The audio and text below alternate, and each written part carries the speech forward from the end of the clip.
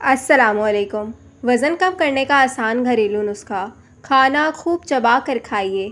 चाय, कॉफ़ी या दूध में चीनी का इस्तेमाल कम करें। ज़्यादा रेशे वाली ग़िज़ाएँ इस्तेमाल करें।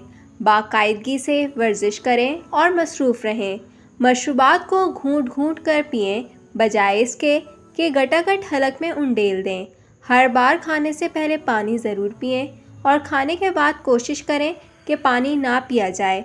खाने के साथ सलाद लाजमी रखें और खाना ख़त्म करने से पहले सलाद खा लें। गुस्से से परहेज़ करें।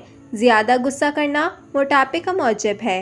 आहिस्ता आहिस्ता वज़न कम करना बेहतर है, बजाय इसके कि अक्सर वज़न कम किया जाए। अपना वज़न हर हफ्ते चेक करें और चार्ट पर नोट करते जाएं। बचपन से कब्ज़, छान मिला आटा इस्तेमाल करें। ना सिर्फ इससे हाजमा दुरुस्त रहेगा, बल्कि शुगर लेवल भी कंट्रोल रहेगा। छान ज़ायद चिकनाई को जब्त करता है। मीठी चीज़ों का इस्तेमाल कम करें।